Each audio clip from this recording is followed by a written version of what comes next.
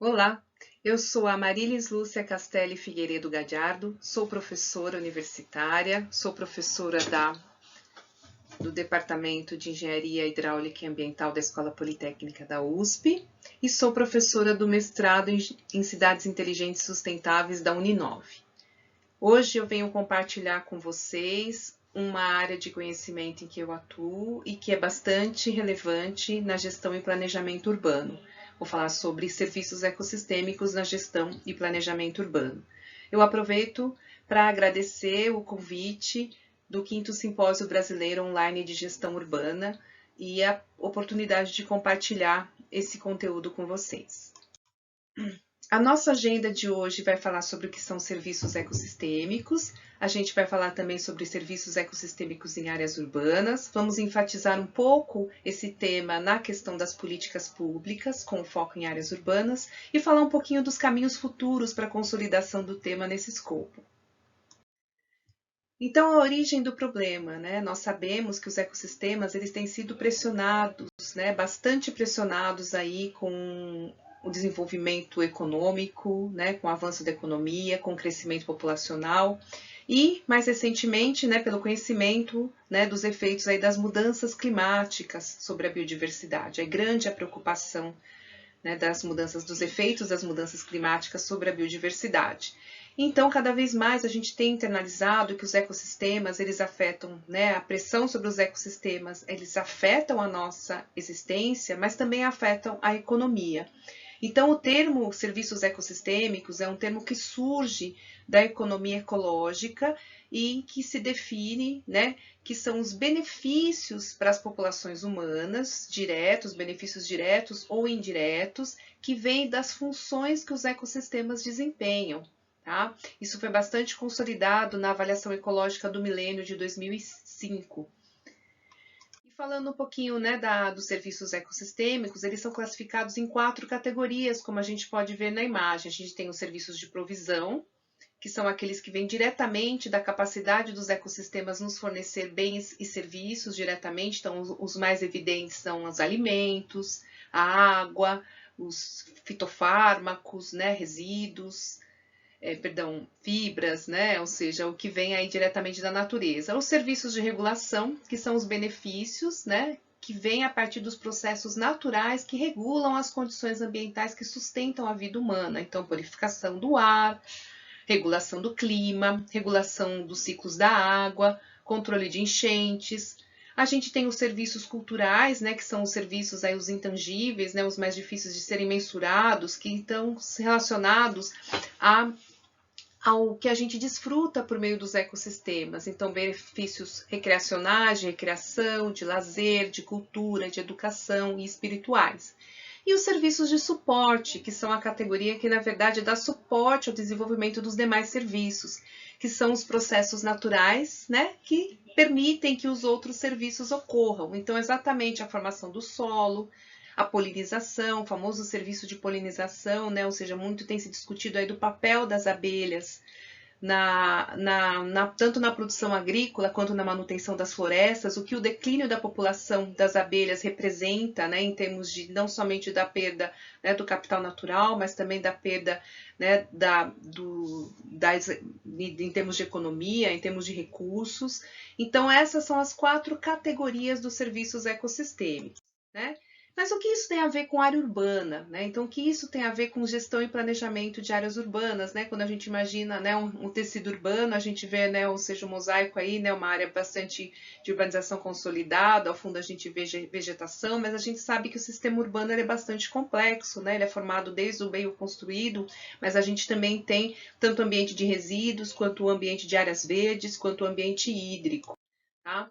Então, exatamente, né, eu trago até uma definição, né, de trabalhos prévios, né, em que a gente vê as contribuições dos serviços ecossistêmicos, elas são fundamentais para o bem-estar da população, né, os seus benefícios, eles estão relacionados com muitas das pressões, né, que as cidades têm sofrido, né, em termos também, né, da questão das mudanças climáticas, né, da mitigação e adaptação para essas mudanças. Então, muito tem se discutido os serviços ecossistêmicos nessa linha. A gente vê até um exemplo de uma conferência em que se discute a questão dos serviços ecossistêmicos, biodiversidade e gestão metropolitana, ou um livro aí, né, em que menciona serviços ecossistêmicos e planejamento urbano. Então, temos tudo a ver quando a gente fala, né, desse termo com relação a planejamento e gestão urbana. E quando a gente fala também em serviços ambientais, né, a gente também escuta serviços ambientais ou serviços ecossistêmicos, né, sem querer ter um tom professoral, na verdade aqui a gente está numa palestra de um congresso, mas é bom a gente ter sempre o preciosismo do significado, né. Então tem havido uma diferenciação entre esses termos, tá? Então, a gente, né, muito se fala na língua inglesa em Ecosystem Services, né, os serviços ecossistêmicos, né, e Environmental Services, os serviços ambientais, e os serviços ecossistêmicos são aquela contribuição da natureza, né, que vai direto para a sociedade, mas quando a gente tem algumas ações humanas, então algum manejo, né, a gente, né, sobre o ecossistema natural modificado, a gente tem aqui, principalmente no país, no marco legal chamado de serviços ambientais, tá? Então, na verdade, a gente quer resgatar as funções dos ecossistemas, os serviços ecossistêmicos, mas a gente tem ações humanas para isso. Então, tem essa diferenciação no termo entre serviços ecossistêmicos e serviços ambientais, embora esse não seja um consenso, é importante a gente dar essa diferenciação até com a referência aí do Ministério do Meio Ambiente. Então, por vezes, a gente vai falar em serviços ecossistêmicos e, principalmente, quando a gente usa o termo de pagamento, a gente vai falar pagamento por serviços ambientais, que é assim que o jargão tem sido consolidado no Brasil. Então, a gente vê as áreas urbanas como provedoras de serviços ecossistêmicos e serviços ambientais. Então, quando a gente tem, né, remanescentes, né, áreas verdes, né, essas áreas tipicamente elas, né, oferecem serviços ecossistêmicos, né, tanto o meio biótico, né, o verde, quanto o meio abiótico, né, o exemplo aí de um parque, ou quando a gente vê a reconstituição de um sistema de drenagem, né, a recuperação dessa área, a gente vai estar implementando aí serviços ambientais, o que a gente chama da infraestrutura verde e azul. Tá? Então, as áreas urbanas, elas também são ricas provedoras de serviços ecossistêmicos e serviços ambientais para a sociedade. Por isso, da importância da gente integrar esses termos na agenda de tomada de decisão no planejamento e na gestão urbana. Tá? Então, falando um pouquinho de políticas públicas e serviços ambientais em áreas urbanas, né? Então, a gente tem várias formas em que a gente vê que os serviços ambientais eles estão inseridos, né, já de certa forma, em políticas públicas urbanas. Então, a gente tem esquemas de pagamento por serviços ambientais, né, que abrangem mais a parte rural, né, periurbana, mas também com possibilidade de aplicação em área urbana.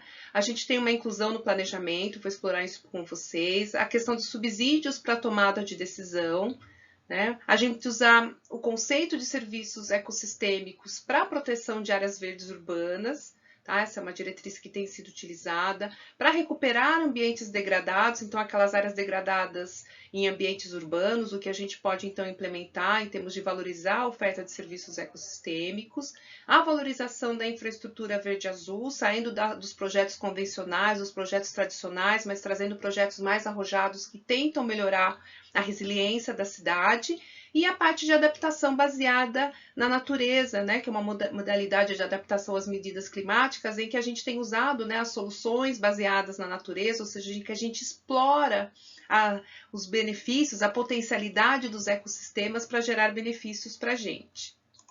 Tá?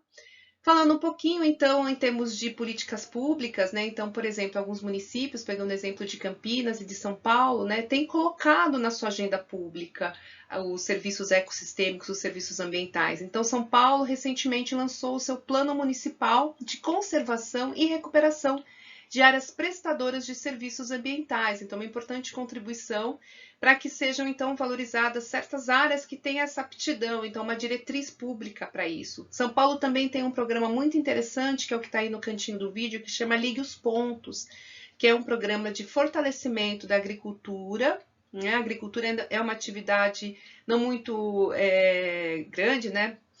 No município de São Paulo, mas o fortalecimento, né, dessa cadeia produtiva, também utilizando aí a questão do pagamento por serviços ambientais. E Campinas Campinas, a Prefeitura de Campinas também lançando um programa de pagamento por serviços ambientais. Então, a gente já tem esses exemplos em políticas públicas.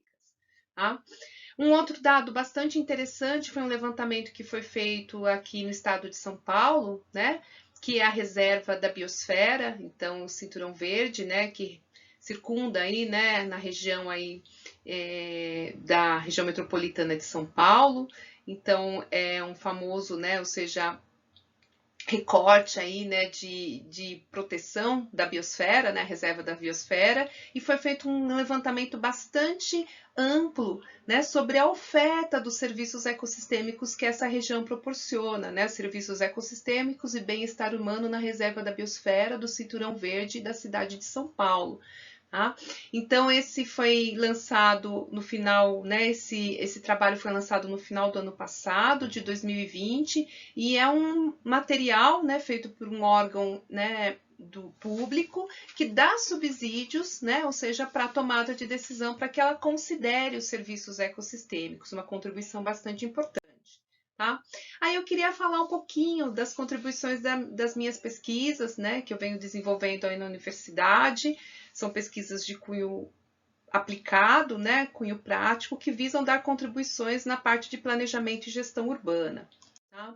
Então, eu queria falar de um trabalho, né, que é resultado de um mestrado, né, de uma defesa de um mestrado, de uma aluna da Uninove, a Vanessa Victor, e a gente fez um trabalho, né, em que viu a questão da possibilidade, né, de se estabelecer um programa por pagamento de serviços ambientais em recursos hídricos em áreas urbanas. Então, a partir do programa Córrego Limpo, que é um programa conduzido, né, pela Prefeitura de São Paulo e pelo órgão, né, pelo órgão que é responsável pelo saneamento, a Sabesp. Então, é um programa, né, que visa requalificar os córregos urbanos, tem bastante melhoria local, atua com gestão, com governança colaborativa. Então, esse escopo de programa, né, foi um estudo exploratório para discutir a possibilidade em que a questão do pagamento por serviços ambientais fosse um outro recurso, até para fortalecer os próprios resultados do programa Córrego Limpo.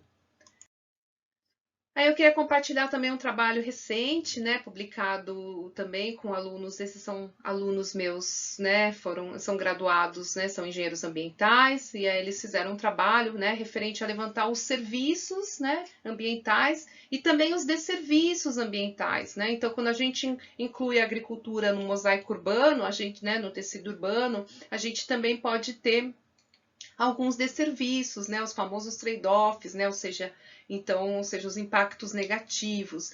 Então, foi feita essa discussão tanto dos serviços ambientais, né, ou seja, os benefícios associados à prática da agricultura urbana, né, na área urbana e periurbana no município de São Paulo, e alguns desserviços também para uma forma de fortalecer essa agenda da agricultura urbana e periurbana, né, que é uma agenda bastante importante para garantir segurança alimentar, para garantir inclusão, mas que a gente, né, também tomando, né, ou seja, para subsidiar a tomada de decisão considerando os serviços e os desserviços ambientais. Falando um pouquinho da gestão de áreas verdes urbanas, então também aqui um artigo de um aluno de mestrado da Uninove, o Guilherme Galdereto, em que ele propôs um índice para a gestão de áreas verdes urbanas, né? E a grande contribuição desse índice é que ele estabeleceu esse índice, né? Ele fez uma métrica subsidiada pelos né, serviços ecossistêmicos de 3 diferentes categorias, né? Regulação, habitat e produção, né?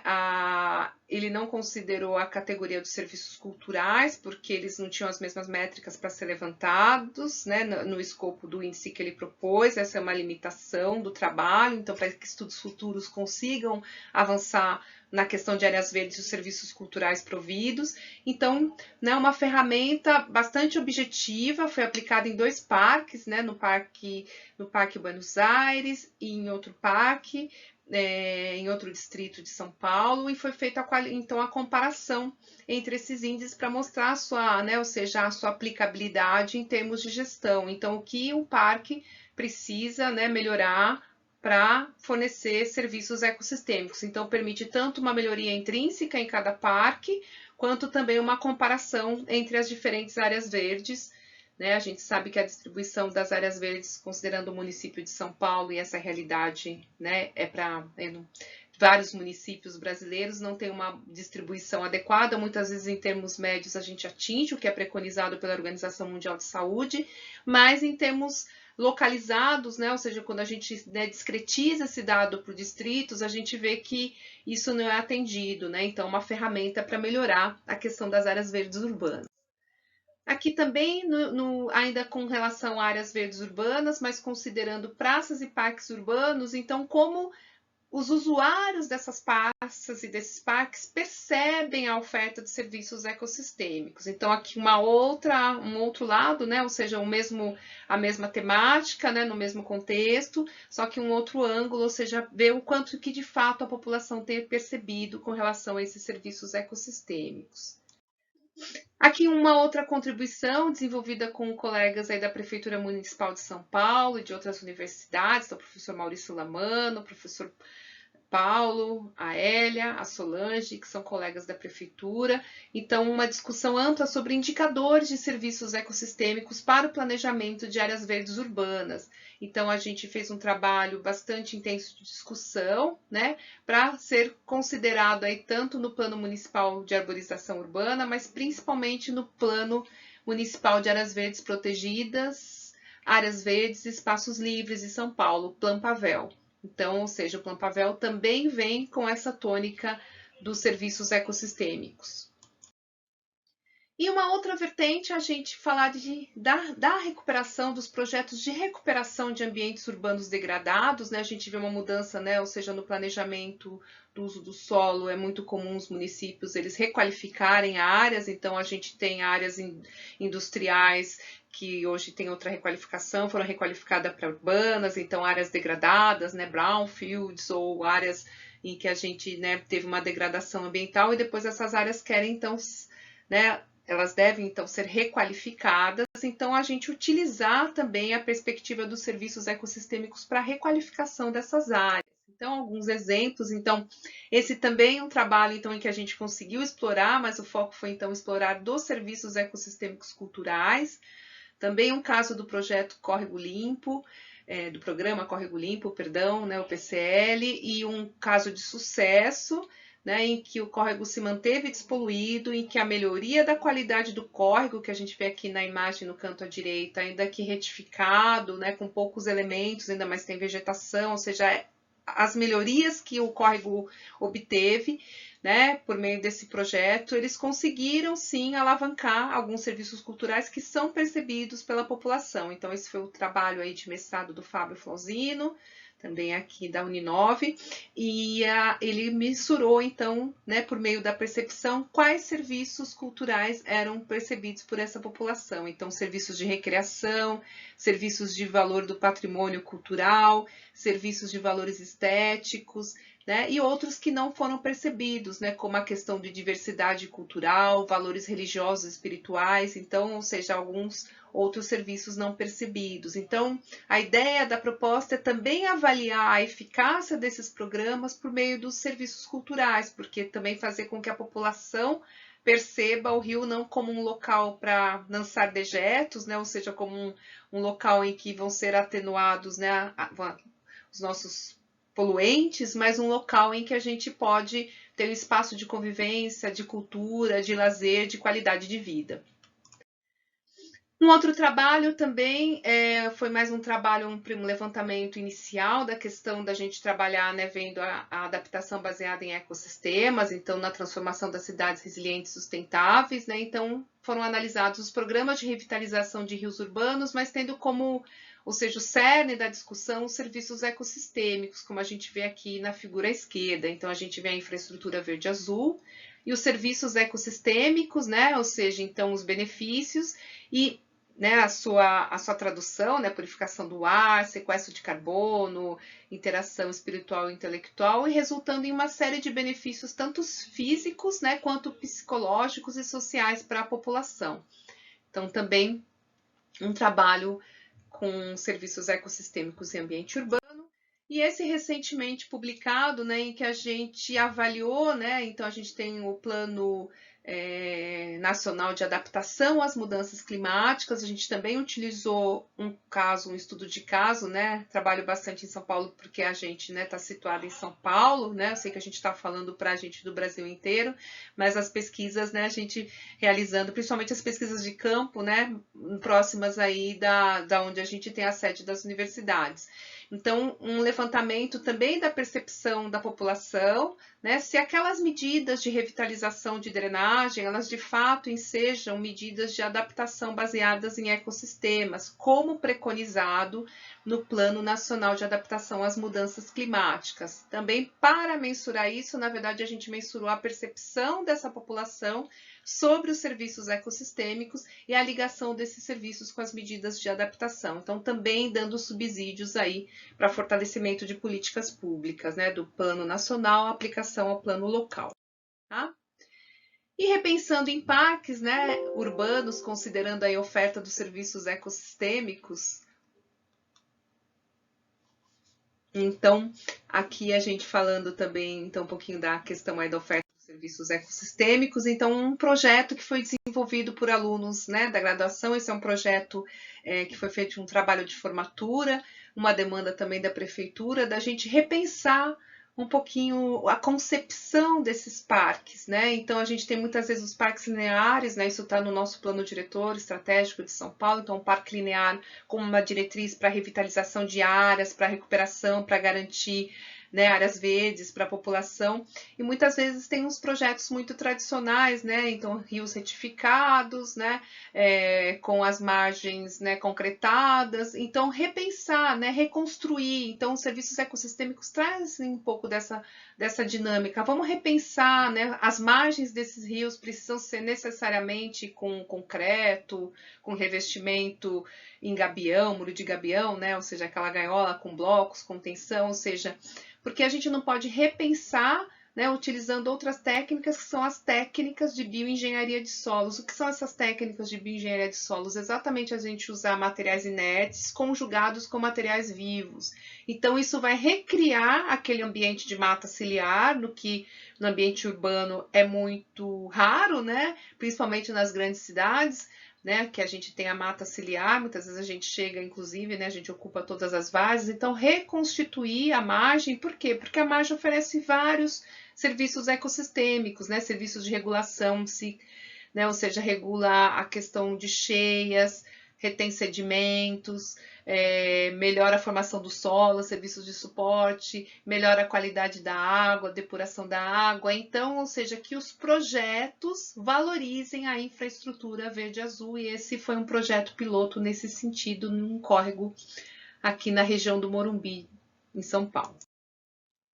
E para finalizar, né, falando um pouquinho aí dos caminhos futuros, né, sobre o tema, então dando algumas possibilidades. Então, é bastante importante a gente identificar, avaliar, né, destacar melhor quais os serviços ambientais, urbanos, né, podem ser oferecidos, né, a gente pensar em projetos, como eu mencionei agora, em projetos que saiam do convencional, né, em que explorem aí a formação, né, trans, inter, multidisciplinar, para que esses projetos, né, de engenharia eles consigam integrar a natureza, ou seja, a gente utilizar a natureza em favor da sociedade, né? É importante também a gente quantificar e espacializar os serviços ecossistêmicos em termos de oferta e demanda, né? Então, a gente entender qual é a oferta de serviço e entender a demanda. Nós demandamos serviços ecossistêmicos. Embora a gente não use essa terminologia, a gente demanda água, a gente demanda alimento, a gente demanda ar puro, a gente demanda uma série de serviços que a natureza oferece de graça. Né? Então, entender também, né, nos sistemas urbanos a complexidade dessa matriz aí de oferta e demanda. Tá? Avançar para além dessa etapa que a gente muito falar é importante, temos que colocar na agenda, é muito importante a gente colocar os serviços ambientais, os serviços ecossistêmicos na tomada de decisão, tá? Mas a gente tem que avançar, né? E por isso aquele trabalho da prefeitura, né? A gente foi na direção de propor indicadores, né? Como mensurar, como colocar isso de um modo mais pragmático, mais efetivo, mais quantitativo nas agendas urbanas, né? Então, essa é uma outra possibilidade bastante relevante para fortalecimento da área. Tá? Os serviços ecossistêmicos precisam ser quantificados, valorizados e internalizados na tomada de decisão, né? O conceito de serviço ecossistêmico ele é colocado como um conceito pacificador, né? Que tenta mostrar para aqueles que não são da área das ciências ambientais, principalmente das ciências, né, biológicas, geológicas, enfim, né?